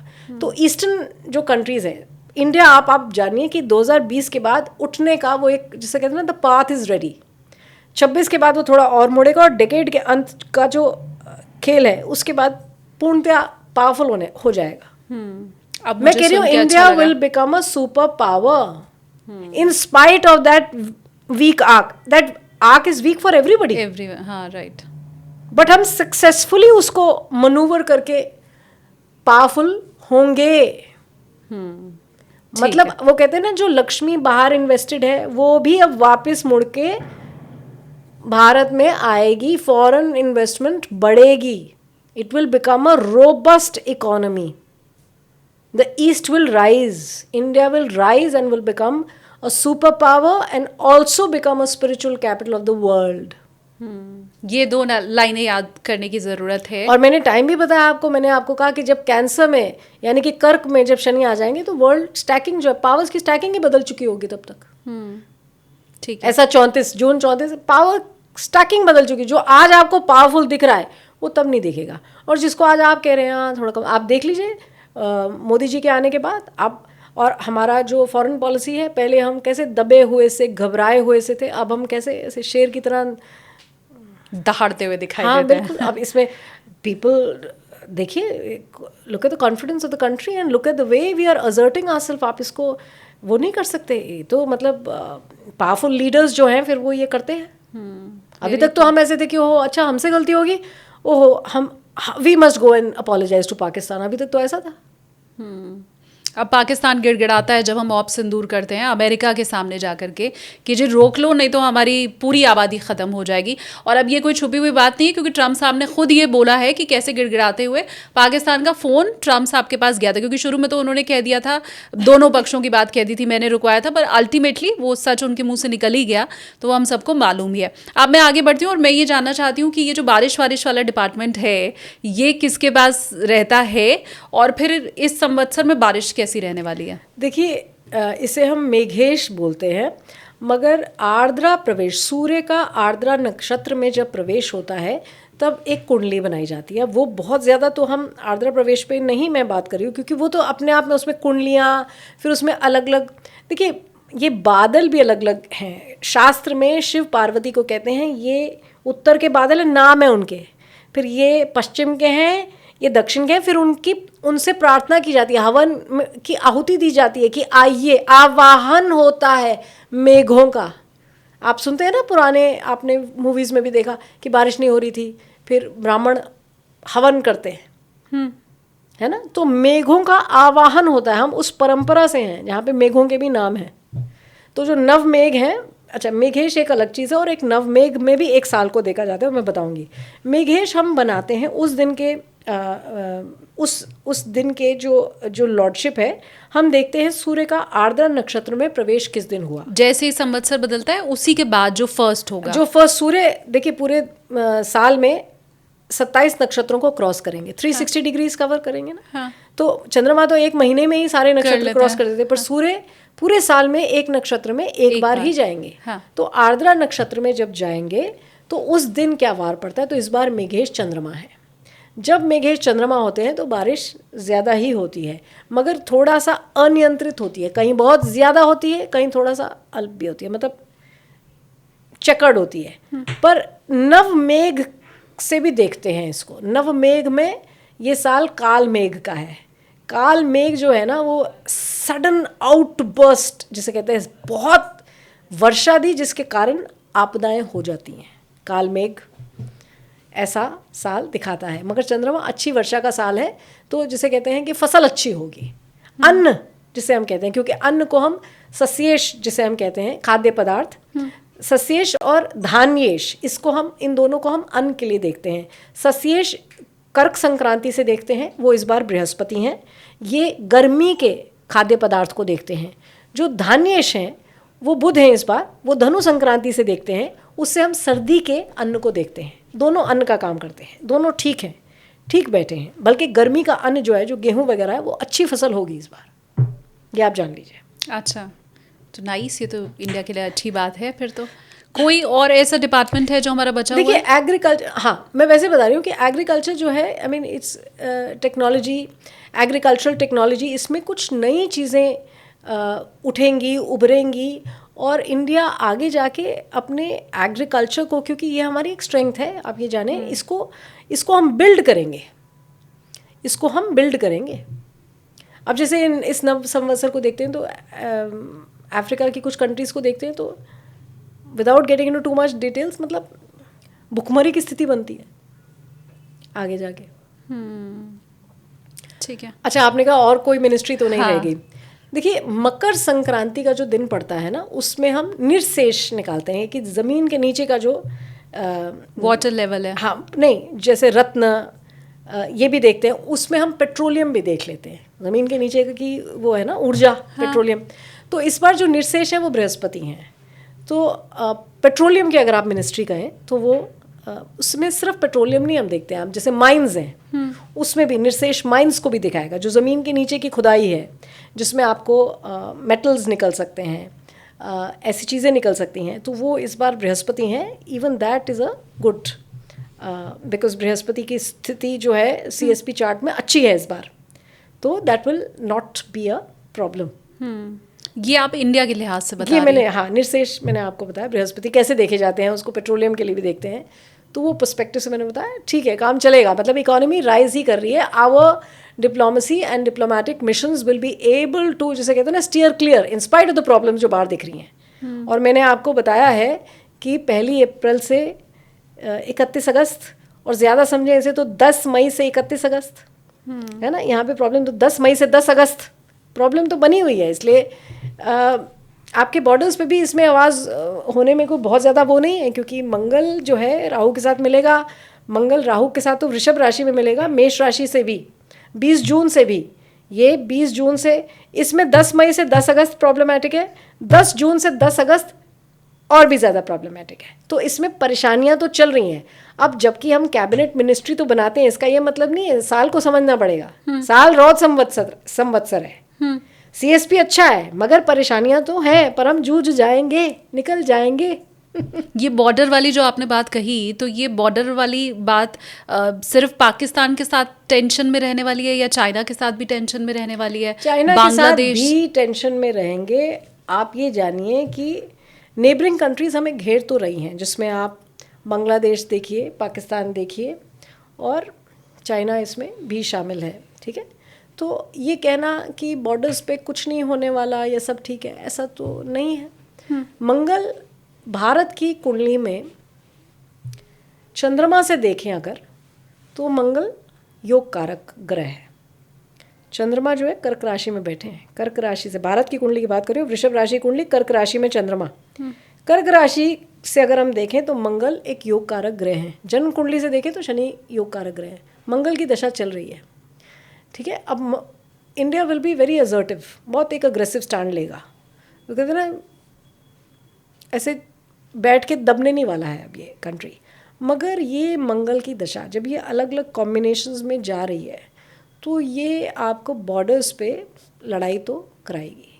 लड़ाई मतलब जैसे हम कहें कि कुछ आवाज़ तो हो रही है बॉर्डर्स पे, बिल्कुल होगी। वो आप अभी भी देखेंगे, ये जो पीरियड है जिसका मैंने आपको बताया 10 मई से 10 अगस्त, इसके बीच में भी आप देख लेंगे। इसको ज़्यादा देखें तो 10 जून से 10 अगस्त, और मैंने आपको 20 से 30 जून के बारे में तो बताया ही है। कई बार क्या होता है कि जो आपको एग्जैक्टली बॉर्डर पे नहीं था, there are terrorist activities that a foreign country does on your soil. Foreign country funds people in your country जो एक टेररिस्ट एक्टिविटी को अंजाम दे देते हैं, जो विस्फोटक होती है। अब आप कहीं बॉर्डर पे तो नहीं हुआ, पर हम कहेंगे वहाँ से पैसा आया, यहाँ विस्फोट हुआ। तो ये पीरियड्स कोई बहुत ज़्यादा अच्छे पीरियड्स नहीं हैं जो अब दिख रहे हैं। मैंने पाकिस्तान से आरजू काज़मी का भी 2 दिन पहले लाइव किया था, तो उन्होंने ये बताया कि पाकिस्तान की तो वैसे भी हालत बड़ी बुरी है। मैं आपको बताऊं, अगर मेरे कुछ व्यूवर्स को ना पता हो तो उन्हें भी बताऊं, अभी नहीं, अभी के बहुत पहले ही पाकिस्तान गवर्नमेंट की तरफ से एक रूल बना दिया गया है कि आपके घर में कोई भी जश्न होता है, पार्टी होती है, जलसा होता है, तो आप कोई एक डिश ही बना सकते हैं। अगर शादी विवाह भी है तो ऐसा है कि अगर सब्ज़ी है तो दाल ना हो, दाल है तो सब्ज़ी ना हो। जैसे वैसे तो आरजू ने कहने की कोशिश की कि बहुत बर्बादी भी होती है खाने की, और बहुत से लोग हालांकि पसंद नहीं करते कि पार्टी में भी बस एक डिश है, लेकिन ये पाकिस्तानी गवर्नमेंट की तरफ से रूल लागू किया गया है। और ये मैं फर्स्ट हैंड जानकारी दे रही हूँ, अगर किसी को जानना भी हो तो आप खुद, आरजू ने बताया है टेक ऑफ विद SKT में, हमारा जो पॉडकास्ट आरजू काज़मी के साथ है वो आप देख सकते हैं। मतलब पाकिस्तान की स्थिति ऐसी हो गई है कि वहाँ पर खाने के लिए रोटी नहीं है, महंगाई बहुत ज़्यादा बढ़ गई है, बावजूद इसके वो लगातार आतंकवाद को आगे बढ़ा ही रहे हैं। अब ये सारी बातें मैंने इसलिए बताई हैं क्योंकि हाल ही में पाकिस्तान ने अफगानिस्तान के ऊपर अटैक किया। इतनी बुरी स्थिति होने के बाद भी अभी वो पैसा खर्च कर रहे हैं युद्ध पे भी और आतंकवाद पे भी। और क्योंकि मेरे पॉडकास्ट में आप पहले कह चुकी हैं कि पाकिस्तान टुकड़े टुकड़े होगा है ना, और तालिबान ने भी कसम खा ली है कि जी अब हम नहीं छोड़ेंगे, तुम काबुल में आए हो तो हम इस्लामाबाद में आएंगे। तो क्या ये उसकी शुरुआत हो चुकी है, ये पूरी भूमिका बांधने का मतलब? शुरुआत हो चुकी है। मैंने ये भी एक बार अफगानिस्तान पे बहुत पहले एक वीडियो किया था, अपने चैनल पे किया था, कि आप देखेंगे तालिबान भी बहुत ज़्यादा दिन नहीं रहेगा।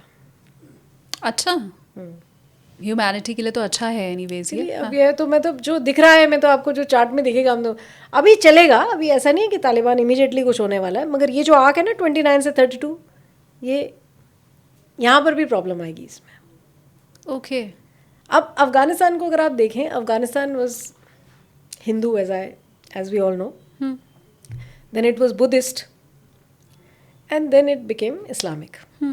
तो हिंदुइज्म से इस्लामिक नहीं होगा, हमेशा एक ट्रांजिशन का पॉइंट लेंगे। अब ट्रांजिशन का पॉइंट हुआ, यहाँ से आप बुद्धिस्ट हो गए अगर, तो बुद्धिज्म आपको सिखाएगा अहिंसा, अहिंसा। अब अहिंसा में जो इन्वेडर होगा वो आपको पकड़ जाएगा, फिर तो आप एक ट्रांजिशन पॉइंट है बुद्धिज्म। इसलिए मैं एनी बेसेंट को कोट करती हूँ। एनी बेसेंट ने अपनी एक किताब में लिखा, the sword of Bharat got broken in the war of Mahabharat. ये एनी बेसेंट लिखती हैं अपनी किताब में, यानी कि क्षत्रिय जो है वो वहाँ ध्वस्त हो गया। मैं हमेशा कहती हूँ अब it is the time of the rise of the Kshatriyas, इसलिए भारत को लड़ना है। अब तो आप देखें कि वो कहते हैं ना, जो ये रेस है, अब इसका मतलब अब इट इज़ बॉर्न, ये गर्म खून जो है ना, अब ये आपको देखिएगा, राजपूत, सिख, मराठा, गुरखा, ये जो है ना, ये अब it is the time of the rise of the Kshatriyas. ये वो that war that was broken in the battle of Mahabharat, अब वो रेजरेक्शन पे जा रही है। एक मेटाफोरिक एसोटेरिक पॉइंट ले रही हूँ मैं। 2020 के बाद अब आप देखेंगे कि सनातन हिंदू धर्म को बचाने के लिए ये जो क्लैन्स हैं ये फिर से उठेंगे।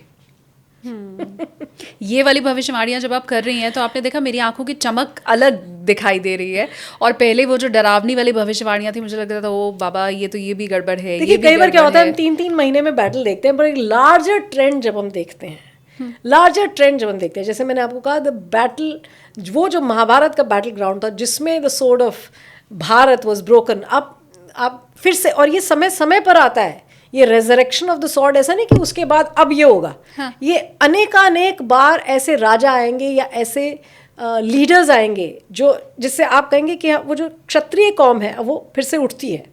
अब ये कुछ अलग पॉइंट्स हैं देखने के, इसमें ये नहीं कि साल में क्या हो रहा है या वो 6 महीने में। एक जनरल पॉइंट मैंने आपको बताया कि now it is the time of the rise of the Kshatriyas. मैं सनातन हिंदू धर्म की बात कर रही हूँ। अब आप इसमें ये देखेंगे, यहाँ से मैं एक और पॉइंट आपको बता रही हूँ। जब मैंने पार्लियामेंट का मुहूर्त भी स्टडी किया था वहाँ से भी, और अब भी आपको बता रही हूँ कि आने वाला ये जो समय है, भारत हिंदू राष्ट्र हो जाएगा। इससे मेरा ये पॉइंट है, पक्का है। 100%।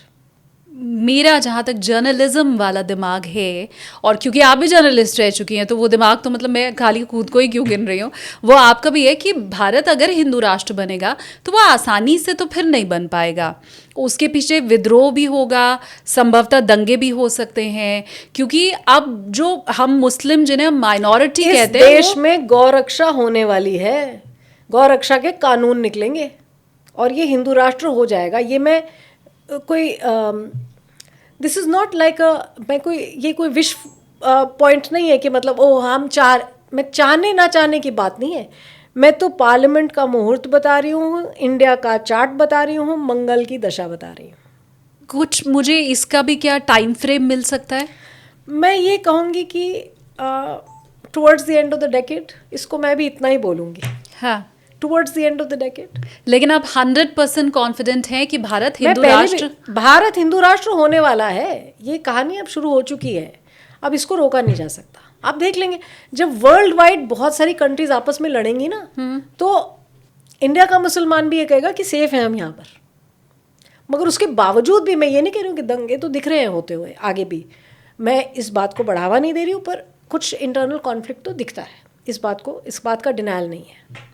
कॉन्फ्लिक्ट का हिंदी अर्थ होता है संघर्ष, और दंगे बिल्कुल अलग चीज हो गई। मैं conflict is a good word. See I have to be careful of my speech, क्योंकि हम लोग ऐसी बात नहीं बोल सकते जो किसी का मन दुखाए या किसी चीज़ को मैं इंस्टिगेट नहीं करना चाहती। ऐसे मेरी मंशा नहीं है, इसलिए मैं कॉन्फ्लिक्ट शब्द, आंतरिक द्वंद्व, ये शब्द बोल देती हूँ। ये तो होने वाला है, मगर आप जान लीजिए कि हम उस कगार पर, उस रास्ते पर हम मुड़ चुके हैं ऑलरेडी, और ये हमारे चार्ट्स दिखा रहे हैं।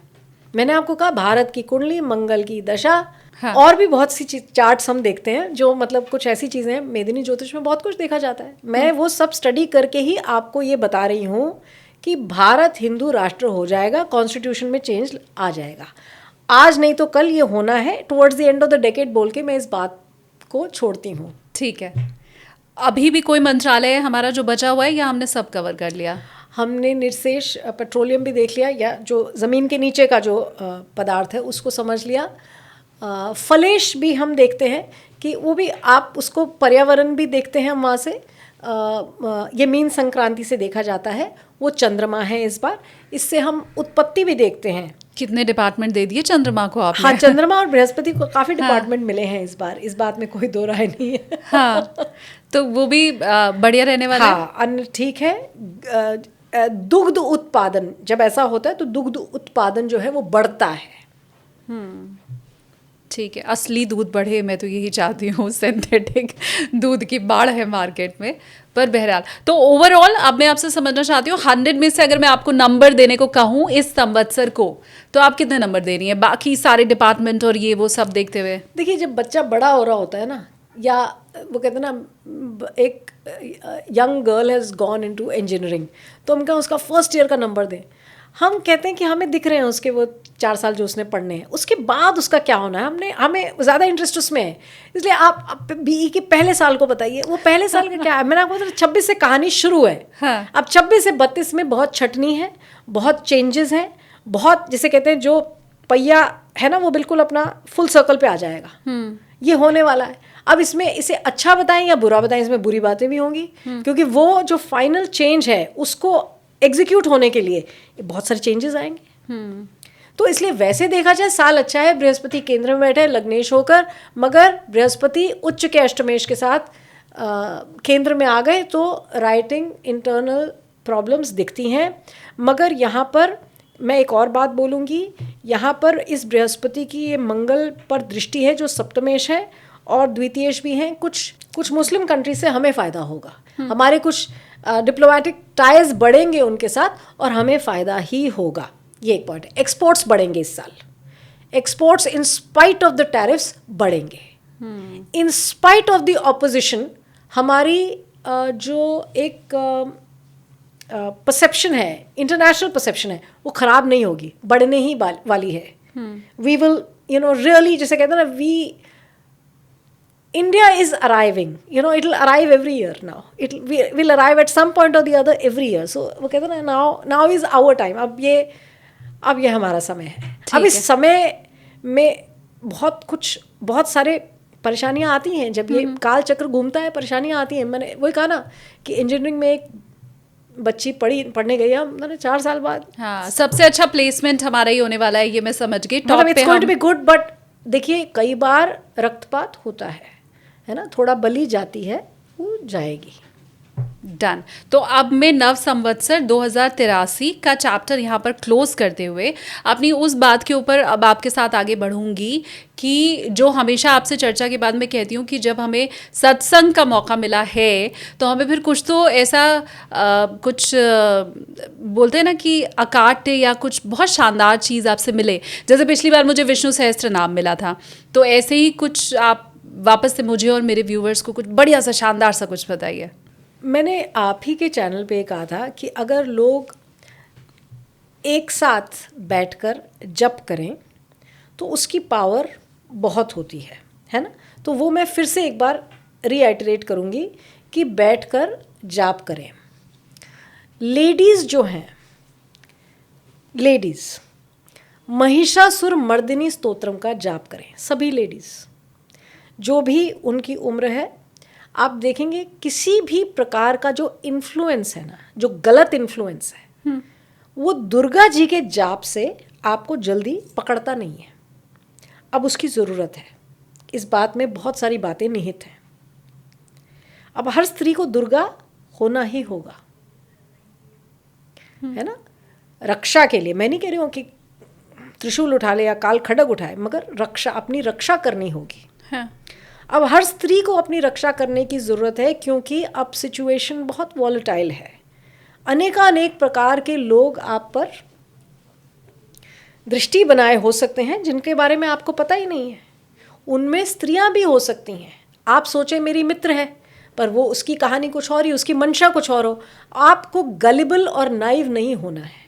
आपको चौकन्ना होना है. चारों तरफ क्या हो रहा है इसको समझना है और सीधे रास्ते पर चलना है और किसी टेम्पटेशन में नहीं आना है, चाहे वो फाइनेंशियल टेम्पटेशन क्यों ना हो.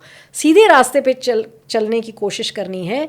जब नारी शक्ति सशक्त होती है तो देश आगे निकलता है. अगर हमारी शक्ति ही शत्रु के हाथ चली गई तो हम कुछ भी नहीं कर पाएंगे.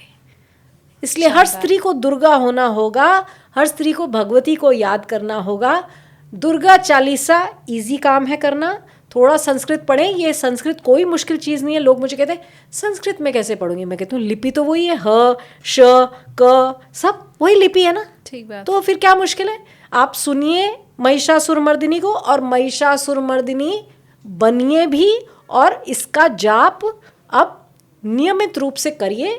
नवरात्रों में महिषासुर मर्दिनी पढ़िए और महिषासुर मर्दिनी हो जाइए. शानदार. उम्मीद मैं करती हूँ कि आप इस बात को न सिर्फ सुनेंगे, न सिर्फ इसके ऊपर गौर करेंगे, बल्कि चरितार्थ भी करेंगे जीवन में. और वो अगर आप करने वाले हैं तो मैं बार बार कहती हूँ कि मुझे कमेंट सेक्शन में आप बताइए, ताकि मुझे ये मालूम चल सके कि मैम की आवाज़ कहाँ तक पहुँची है और उनकी बातों का असर कितने लोगों के ऊपर हुआ है. तो वो मुझे कॉमेंट सेक्शन में ज़रूर से चाहिए. Thank you so much ma'am. मैं इस चीज़ को लेकर तो हमेशा ही हैप्पी रहती हूँ. मैंने शुरू में ही कहा था कि कम से कम जब नव संवत्सर की शुरुआत होने वाली होती है तब तो मेरा और आपका मिलना ये लिखा हुआ है और ये आगे तक चलता रहेगा. 2032 तक की बहुत सी भविष्यवाणियां आपने पॉडकास्ट में की हैं. 2032 तक बहुत सी भविष्यवाणियां हम आपसे करवाते रहेंगे. तो इसके लिए बहुत धन्यवाद आपका. जी, thank you so much. Thank you.